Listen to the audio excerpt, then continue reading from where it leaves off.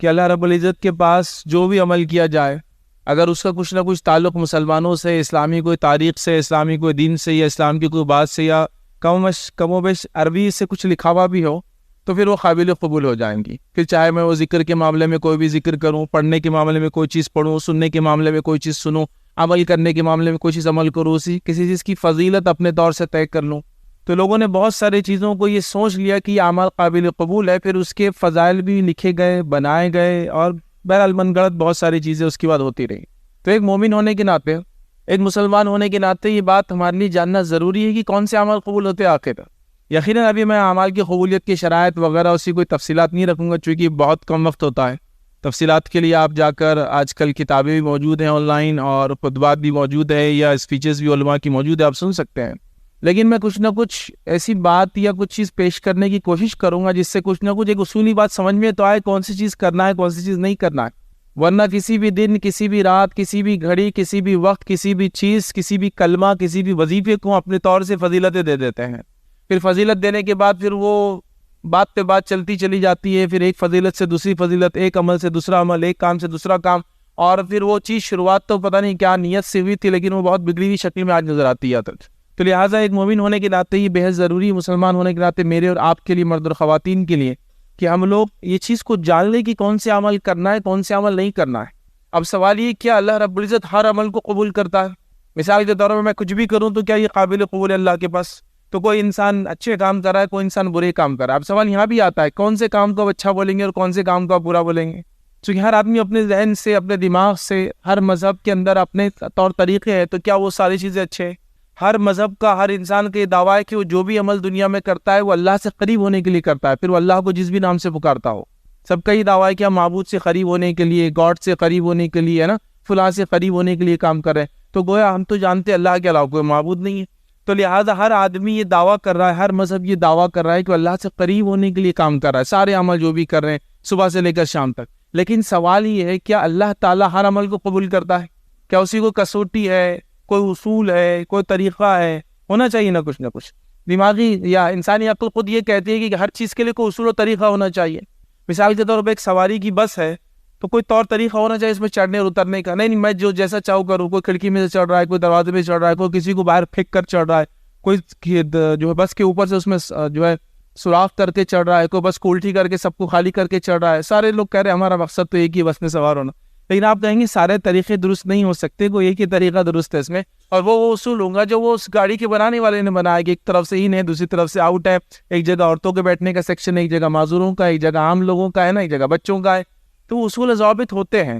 تو ظاہر سی بات ہے اللہ تعالیٰ ہر عمل کو قبول نہیں کرتا، یہ بات تو آپ سمجھ لیں سب سے پہلے. مطلب ہر وہ چیز جو میں سمجھتا ہوں کہ میں اچھائی کے لیے کر رہا ہوں، خیر کے لیے کر رہا ہوں، ثواب کے لیے کر رہا ہوں، اللہ کے پاس قابل قبول نہیں، جب تک کہ کچھ اصولوں کے مطابق وہ عمل نہ ہو. اور وہ اصول کیا ہے انشاءاللہ اس میں سے چند باتیں آج میں آپ کے سامنے رکھوں گا. آئیے خطبے کے شروع میں جو میں نے آیت تلاوت کی، اللہ رب العزت سورہ غاشیہ، سورہ نمبر 88، اس کی آیت نمبر 3 اور 4، 3 اور 4 میں فرماتا کہتا ہے عاملۃ ناصبہ تصلی نارا حامیہ. اب یہ جو آیت ہے یاد رکھیں، اس کو سمجھے، اور یہ جو سورت ہے اس کو آپ سمجھے. نبی اکرم صلی اللہ علیہ وسلم ہر جمعہ یہ سورت پڑھتے تھے، سورہ اعلیٰ اور سورہ غاشیہ. عیدین کے اندر بھی آپ نماز میں یہی سورت پڑھتے تھے. تو کچھ نہ کچھ تو مقصد ہوگا، کچھ نہ کچھ تو امپورٹنس اور فضیلت ہے سورت کی، اس کی اہمیت ہے. تو اس سورت کی آیت نمبر 3 میں کیا فرمایا اللہ رب العزت نے؟ عاملۃ ناصبہ. اب اس کے شان نزول کے تعلق سے آپ تفسیریں دیکھیں، مفسرین نے جو لکھا ہے وہ اقوال کو آپ دیکھیں تو اس میں پتہ چلتا ہے کہ ایک بار عمر ابن خطاب رضی اللہ عنہ نے ایک عیسائی کو دیکھا جو عمل کر کر کے تھک چکا تھا. مطلب رونے کی وجہ سے اس کے یہ آنسوؤں کی وجہ سے نشان پڑ گئے تھے، عبادتیں کرنے کی وجہ سے اس کا جسم پورا خراب ہو چکا تھا، اور ظاہر سی بات ہے شادی بیاہ نہیں کرتے، رہبانیت اختیار کرتے ہیں، اور عمل کر کر کے وہ تھک گئے. تو ان کو تعجب ہوا کہ کیا اتنے عمل کرنے کے بعد بھی ان کے عمل ضائع ہونے والے ہیں؟ اتنی مشقتیں کرنے کے بعد بھی، اپنے جسم کو برباد کرنے کے بعد بھی، بودا کرنے کے بعد بھی، کیا ان کے اعمال اللہ قبول نہیں کرے گا؟ اور پھر یہ آیت نازل ہوئی عاملۃ ناصبہ تصلی نارا حامیہ، کہ یہ عمل کر کر کے اللہ فرما رہا ہے تھک چکے ہوں گے، مطلب انہوں نے اپنے جسموں کو عمل کر کر کے برباد کر دیا ہوں گا. عاملۃ ناصبہ مطلب اتنے عمل کیے ہوں گے کہ تھک گئے ہوں گے، لیکن حکم کیا ہوں گا روز قیامت؟ تصلی نارا حامیہ، اٹھا دو اور دہتی ہوئی آگ میں ڈال دو ان. تو دنیا میں عمل کر کر کے تھک گئے ہوں گے، جسم برباد کر دیا، سب کچھ برباد کر دیا، اس کے بعد اللہ رب العزت کے پاس حکم ہو رہا ہے تصلی نارا حامیہ، اٹھا کے جہنم میں ڈال دو. تو عمل کر کر کے تھکنا اصل نہیں ہے، عمل کرنا اصل نہیں ہے، اس سے پتہ چلا وہ عمل کرنا اصل ہے جو صحیح ہو، جو ثابت ہو، جو بتایا گیا ہو، جس پہ قرآن کی مہر ہو، جس پہ سنت کی مہر ہو، وہ اصل عمل ہے، یاد رکھیے۔ تو عمل کر کر تو لوگ بہت آنے والے ہیں، عمل کر کر کے لوگ تھک گئے ہیں، یاد رکھیے، لیکن وہ عمل کرنے سے تھکنے سے وہ قبول ہوں گے اللہ کے پاس، یہ ضروری نہیں، یہ میں آپ کو بتانا چاہ رہا تھا۔ تو سورہ غاشیہ نے یہی پیغام دیا، یا اس کی دو آیتوں نے یہ بات تو واضح کر دی، ہر عمل قابل قبول نہیں، یاد رکھیے، اللہ کے پاس کچھ طریقہ ہے عمل کو قبول کرنے کا، ہر عمل اللہ رب العزت قبول نہیں کرتا، یہ بات کو آپ سب سے پہلے سمجھ لیں۔ اور دنیا میں ہر آدمی جو کچھ کرتا ہے وہ اسی لیے کرتا ہے کہ اپنے رب کو راضی کرے، اللہ رب العزت کو منا لے، اعمال میں اضافہ کرے، جنت سے قریب ہو، جہنم سے دور ہو، گناہوں کی معافی ہے نا، عمل کرنے سے گناہ بھی معاف ہوتے ہیں انسان کے، نیک عمل کرنے، ہر آدمی اس کے لیے کوشش کرتا ہے، لیکن سارے عمل قابل قبول نہیں ہیں، صرف وہی عمل اللہ رب العزت قبول کریں گا جو عمل صحیح ہوں گا، جو اس نے حکم دیا ہوں گا اور اس کے نبی کے طریقے کے مطابق انسان کر کے آؤں گا، وہ عمل ہی یاد رکھیے قبول ہوں گا۔ اب سوال آتا ہے کہ کون سی عمل ہے جو اللہ تعالیٰ قبول کریں گا؟ جو میں کہہ رہا ہوں ہر عمل قبول نہیں کرتا، تو پہلی چیز وہ عمل اللہ قبول کریں گا جس پہ اللہ کا حکم ہو، مطلب اللہ کا حکم کہاں ملیں گا؟ قرآن میں ملیں گا آپ کو۔ اس کے بعد وہ عمل نبی اکرم صلی اللہ علیہ وسلم کی سنت سے ثابت ہو، اگر قرآن میں نہ ہو تو کہ آپ صلی اللہ علیہ وسلم نے کیا، کہا، بولا، آپ کو کرتے ہوئے دیکھا گیا، آپ کے سامنے کیا گیا اور آپ نے خاموشی اختیار کی، تو پھر وہاں سے پتہ چلے گا۔ اس کے بعد اگر کوئی عمل قرآن میں اور سنت میں بھی ہو تو اس کا طریقہ سنت بتائیں گی ہم کو کہ اس کو کیسا کیا جائے، جیسا کہ نماز ہے، روزہ ہے، زکوٰۃ ہے، حج ہے، صدقات ہے، خیرات ہے، اچھائی کو حکم دینا ہے، برائی سے روکنا ہے، نظر کا مانگنا ہے، فلاں کرنا ہے، یہ کرنا ہے، تو یہ تو پتہ چل گیا کہ یہ ہے طریقہ، لیکن کیسے کرنا ہے وہ کون بتائیں گا؟ نبی اکرم صلی اللہ علیہ وسلم کی سنت ہم کو بتائیں گے، یاد رکھیں، دوسرا اور کوئی سورس و طریقہ ہمارے پاس نہیں، یاد رکھیں۔ اس کے بعد اگر کوئی چیز نہ ملے ہم کو، جیسا کہ قرآن کا حکم تو ثابت ہو گیا، سنت میں بات بھی آ رہی ہے، لیکن ہم کو طریقہ نہیں مل رہا تھا، پھر ہم صحابہ کی طرف جائیں گے۔ اس کے بعد پہلے ہوگا قرآن سے حکم، سنت سے حکم، پھر قرآن اور سنت کے حکم کو نبی اکرم صلی اللہ علیہ وسلم کر کے بتائے، اگر وہاں کوئی چیز نہ ملے تو پھر ہم صحابہ کی طرف جائیں گے، ٹھیک ہے؟ اور یہ ہمارے لیے بہترین طریقہ، یاد رہے، کسی چیز کو سمجھنے کا ہے، صحابہ نے عمل کیسا کیا نہ پتہ چلے تو پھر تابعین سے ہم جائیں گے اور پوچھیں گے، یا ان کی زندگیوں کو دیکھیں گے کہ وہ کیا کرتے تھے، تو یہ طریقہ ہے اس کا، یاد رکھیں۔ لیکن ہمارا معاملہ یہ ہے کہ ساری جس کو بولتے ہیں نا الٹی ناؤ چلا دی ہم نے ہر چیز کے اندر۔ پہلے ہم اس چیز کو مانتے ہیں جو ہمارے سماج میں چلتا ہے، بھائی یہ سب کر رہے تو غلط کیسے ہو سکتا ہے، پہلا اصول سب کر رہے تو غلط کیسے ہو سکتا ہے، اور یہ اصول میں نے لوگوں کو بیان کرتے کہ سن اللہ رحم کرے، ایک صاحب ایک مرتبہ بیان کرنے لگے کہ کھانے سے پہلے نمک کھانا کیسا ہے، کسی نے ان سے سوال کر لیا، اور وہ اپنے آپ کو مفتی کہتے تھے، میں نزدیک تو مفتی نہیں تھے، اس لیے کہ جو علماء انبیاء کے وارث ہے وہی علماء ہے جو واقع میں انبیاء کی سنت کو بیان کرتے، اپنی دل کی بات بیان نہیں کرتے۔ تو بہرحال انہوں نے بیان کر دیا اگر سب کرتے ہیں تو سنت ہوگا ہی۔ تو میں نے کہا سنت کو جاننے کے اصولوں میں ایک دم لیٹسٹ اصول مجھے پتا چلا آپ سے کہ سب کرتے ہیں تو سنت ہوگا ہی، اگر کسی سماج میں ہر انسان کوئی کام کرنے لگے تو انہوں نے کہا کہ پھر سنت ہوگا ہی، تو میں نے کہا یہ نیا اصول ہے، تو پھر بہرحال وہ شرمندہ ہو کے خاموش ہو گئے۔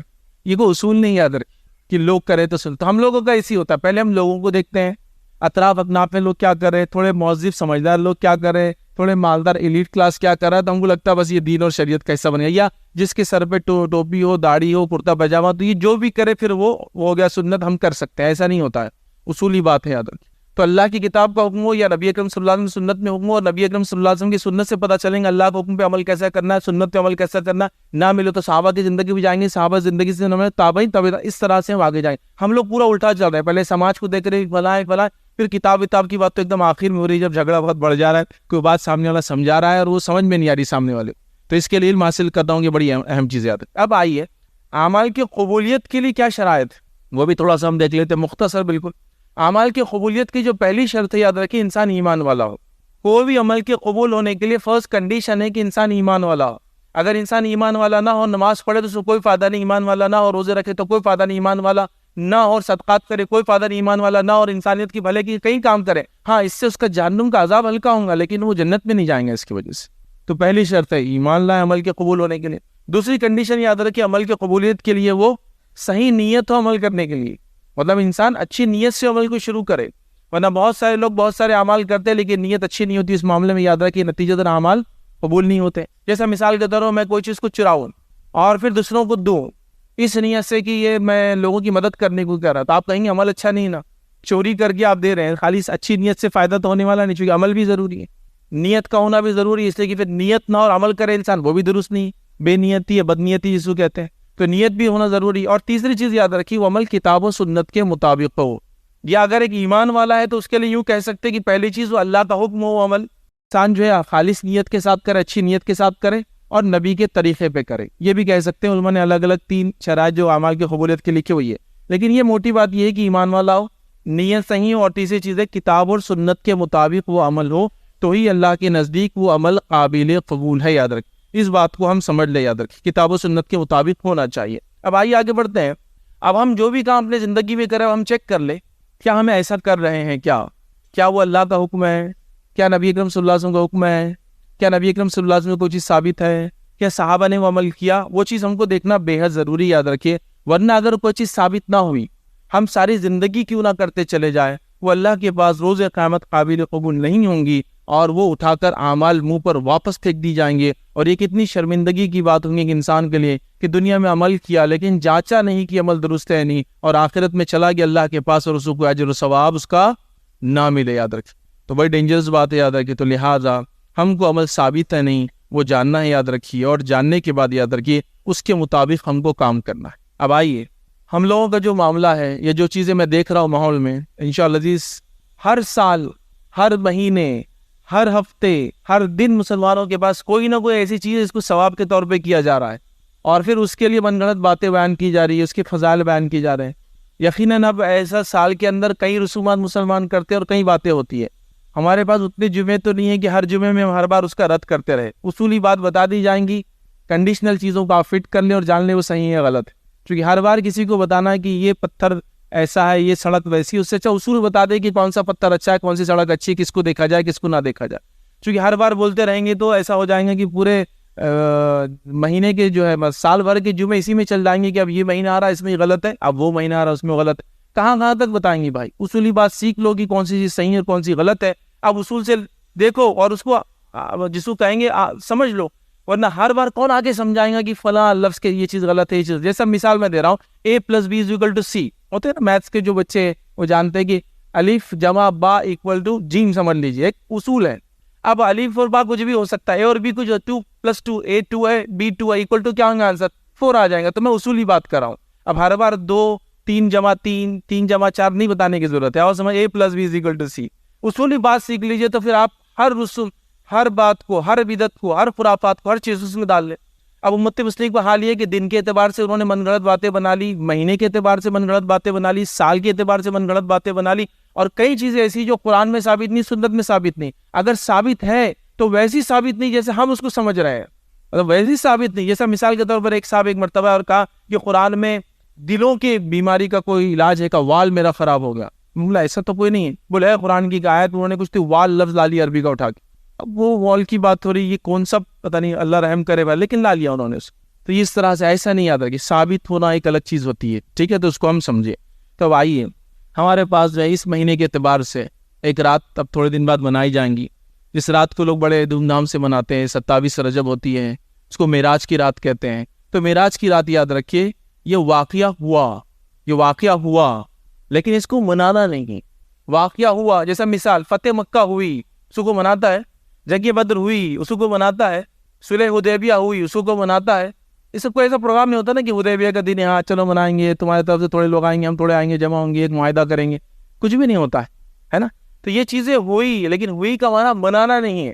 تو معراج ہوئی، کب ہوئی آپ کو بتائیں؟ معراج کب ہوئی؟ اس تعلق سے 5 مشہور قول ہے، 5، جس میں سے ایک ہے کہ رمضان میں ہوئی، ایک ہے کہ رجب میں ہوئی.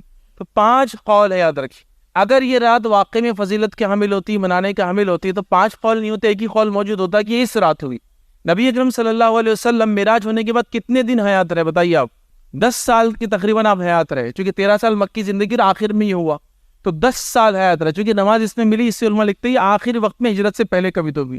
تو 10 سال حیات ہے، تو 10 سال میں 10 بار آئی. ابوبکر صدیق کی خلافت میں 2 بار آئی، چونکہ ان کی خلافت 3.25 سال تھی. عمر ابن خطاب کی خلافت میں یہ رات جو ہے تقریباً 10 سال آئی. عثمان ابن عفان کی خلافت میں 12 بار آئی، اور اس کے بعد. لیکن ان میں سے خلفاء راشدین کا 30 سال کا دور ہے، نبی اکرم صلی اللہ علیہ وسلم 10 سال کا دور ہے. 40 سال میں کسی نے بھی نہیں بنایا اس. پھر یہ دور چلا گیا، پھر صحابہ کا دور آ گیا. صحابہ کے دور کے اندر بھی آخری صحابی کا انتقال جو 110 ہجری میں ہوا، چونکہ اللہ کے رسول صلی اللہ علیہ وسلم کی حدیث تھی کہ آج سے 100 سال بعد کوئی زندہ نہیں رہیں گا. نبی اکرم صلی اللہ علیہ وسلم کے بعد، تو ظاہر سی بات 110 ہجری میں 100 سال کمپلیٹ ہو گئے، اور اس کے بعد کوئی صحابی نہیں یاد رکھے، تو وہ 100 سال میں بھی اس کو کبھی منایا نہیں گیا. تو یہ رات کا کوئی وجود نہیں. اس کے بعد ایک اور رات آئیں گی، ایک اور مہینہ آئیں گا اگلا، پھر اس کو 15 شعبان کو منائے جائیں گی. یہ رات کی بھی کوئی وجود نہیں، کوئی ثابت نہیں، کوئی منانا ثابت نہیں، لیکن لوگوں نے اعمال کو بنا لیا کہ ثابت ہے. چلیے میں آپ سے پوچھتا ہوں، اگر یہ رات ثابت ہوتی تو اللہ کے رسول صلی اللہ علیہ وسلم عمل کرتے، صحابہ کی زندگی میں ہوتی، تابعین کی زندگی میں ہوتی، تبع تابعین کی زندگی میں ہوتی، چلیے وہ بھی چھوڑ دیجیے، امام اور محدثین کا بھی لکھتے ہیں. جیسا مثال کے طور پر کوئی کہے کہ حنفی فقہ ہمارے ملک میں سب سے زیادہ چلتا ہے، تو فقہ کی کتاب میں کوئی تو باب ہوتا 27 رجب کو منانے کا بیان، 27 رجب کے فضائل. کہیں نہیں ملیں گا آپ کو، دور دور تک کوئی وجود نہیں، نہ مسلک میں وجود ہے نہ وہ ہے، لیکن ایک رائج چیز، رائج سمجھ تک چلن میں ہے کہ اس رات نبی اکرم صلی اللہ علیہ وسلم کو نماز کا تحفہ ملا تھا. تو پھر جو ملا تھا وہ لو نا، رات لے لی. مطلب یہ ہوا کہ میں نے اگر تحفہ آپ کو ایک ڈبے میں دیا، آپ نے تحفہ پھینک دیا، ڈبہ رکھ لیا پوری زندگی اور اپنے پاس کہ فیض میں نے تحفہ دیا میرے کو ڈبے میں. ڈبہ اصل نہیں تھا، تحفہ اصل تھا نا اندر کا، تو تحفہ تو پھینک دیا، ڈبہ لے لیا. تو وہی حال ہوگا کہ 27 آ گئی تو بولی معراج ہے، حالانکہ یہ ثابت نہیں ہے. اچھا ایک بات آپ کو اور بتاؤں، لوگ جب معراج کی بات کرتے ہیں تو لوگ کہتے ہیں کہ یہ تو قرآن سے ثابت ہے. قرآن سے اسراء ثابت ہے، معراج ثابت نہیں. یاد رکھیے معراج سنت سے ثابت ہے. اس سفر کے آسمانی 2 حصے تھے. ابھی وقت نہیں ہے کہ میں پورا سفر رکھوں، جس کو دیکھنا یوٹیوب پہ آلریڈی میرا لیکچر اپلوڈڈ ہے. 2 حصے ہیں.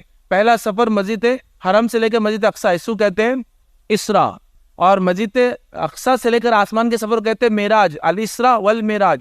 تو قرآن میں اسراء کا ذکر ہے، معراج لفظ کا ذکر قرآن میں بھی نہیں ہے. سمجھ رہا؟ تو لہٰذا اگر قرآن میں ہے بھی ذکر اس کا اسراء کا، تو اس کو منانا نہیں ہے. منانا کیوں نہیں ہے؟ نبی اکرم صلی اللہ علیہ وسلم نے منایا. منانا کیوں نہیں؟ صحابہ نے نہیں منایا. منانا کیوں نہیں؟ تابعین نے نہیں منایا. منانا کیوں نہیں؟ سلف صالحین نے کبھی اس کو نہیں منایا. لیکن ہمارے پاس ایک تاریخ طے کر لی گئی. وہ تاریخ جو افسوس کی بات ہے آپ صلی اللہ علیہ وسلم کو کے زمانے میں کسی کو نہیں پتا تھی، یا لوگ بھول چکے ہو تاریخ. 5 میں سے ایک بتائی جاتی. اب سوال یہ کوئی اتنی اہم رات ہوتی تو ظاہر سی بات ہے اس کو لکھا جاتا کہ یہ رات ہوا فلاں ہوا. اصل تحفہ تھا، رات نہیں تھی. صحابہ نماز کے فرض ہونے سے پہلے 2 وقت میں نماز خود پڑھتے تھے. سورج نکلنے سے پہلے، سورج ڈوبنے سے پہلے.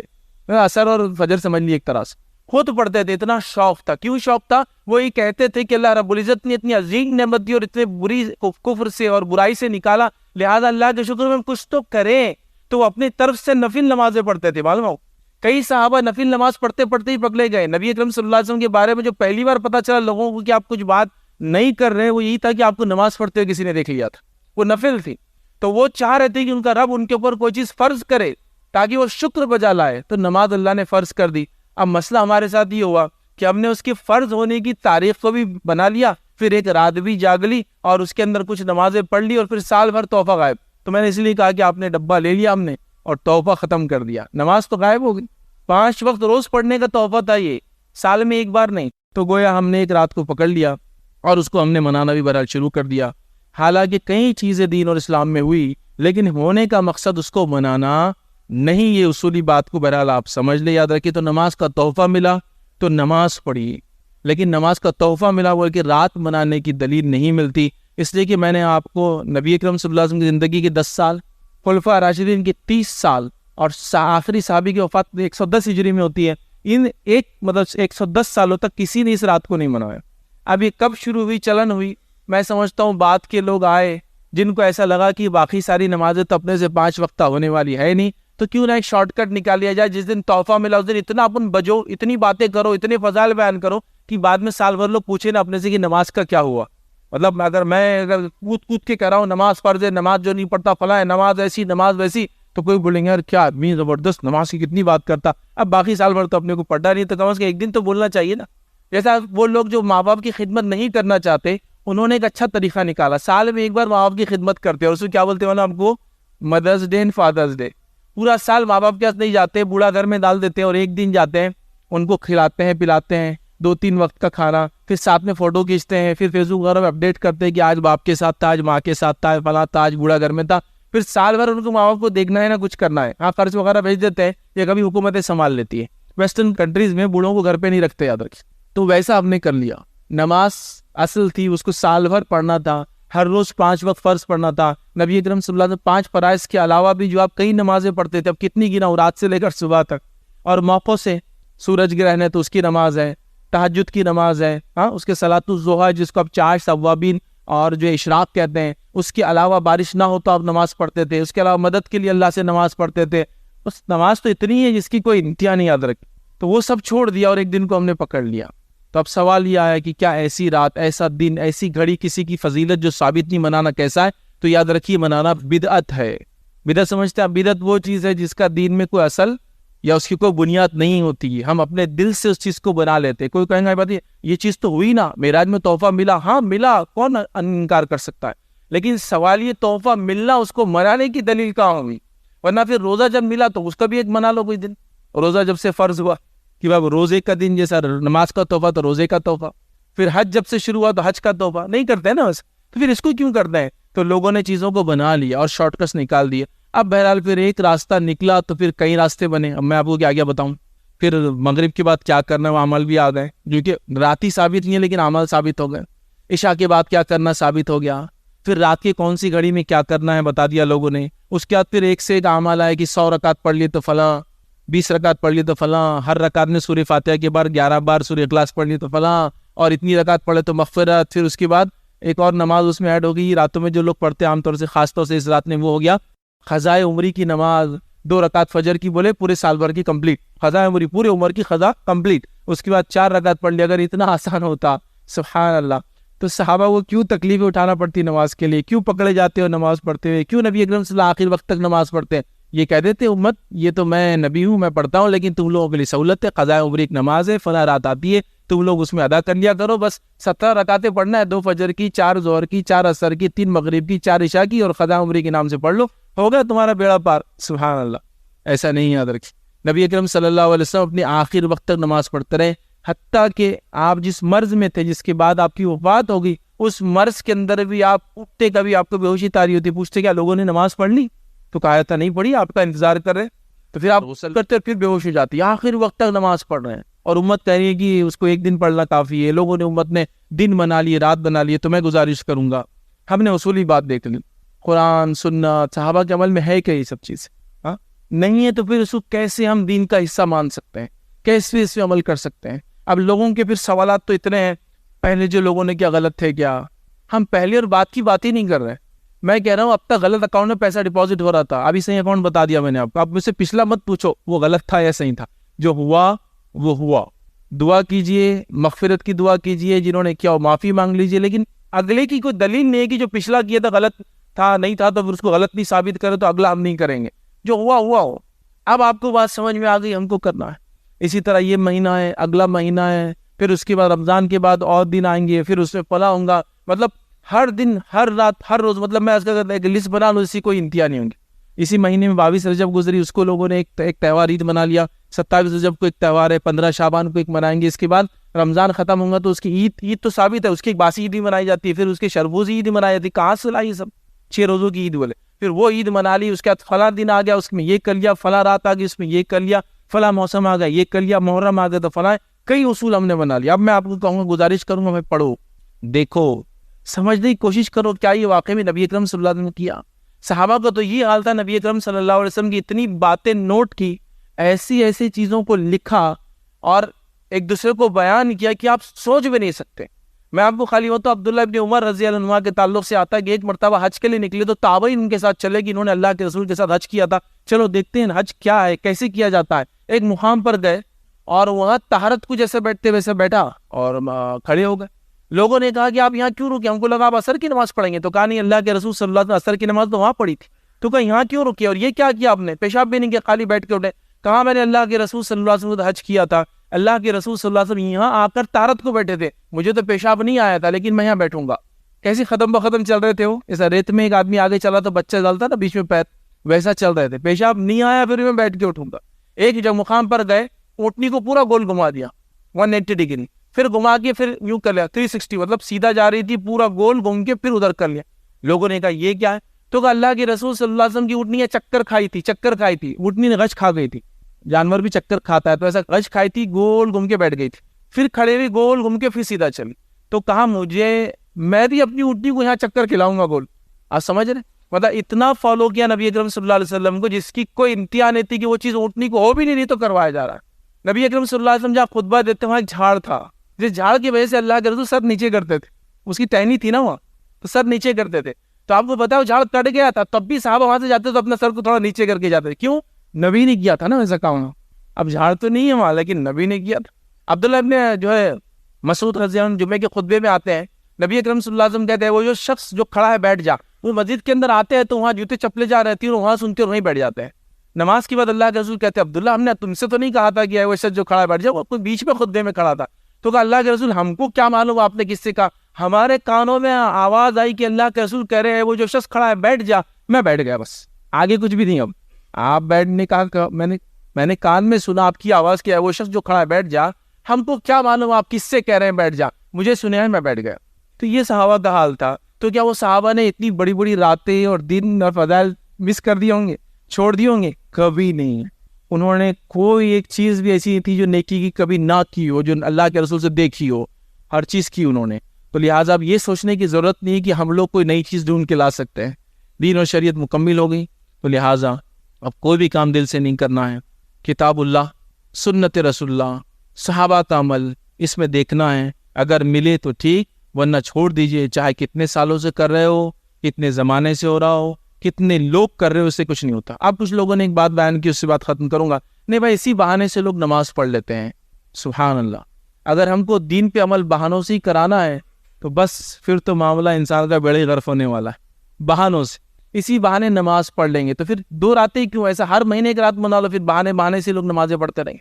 اب بہانوں سے ہی کام کرانا ہے. قرآن اور سنت یہ ہے, اللہ کی رضا اس میں ہے. ایک مومن کا کام ہے کہ وہ اپنے نفس کو اس کے مطابق ڈھال لے, اس کو بہانوں کے ذریعے کام نہیں کیا. ہاں چھوٹے بچے کو کہہ سکتے ہیں اسی بہانے کر لیتے لگ, جیسا کہ حدیث میں آتا ہے 7 سال کا بچہ ہو تو نماز کو لاؤ, 10 سال کا ہو نہ آئے تو مارو. تو یہاں کہہ سکتے کہ 3 سال کا اس کو موقع ہے, اس کو آپ بہلا پھسلا کے مسجد لا رہے ہیں, 3 ایئرس ٹریننگ چل رہی ہے, اس کے بعد نہ آئے تو سزا مل رہی ہے اس کو.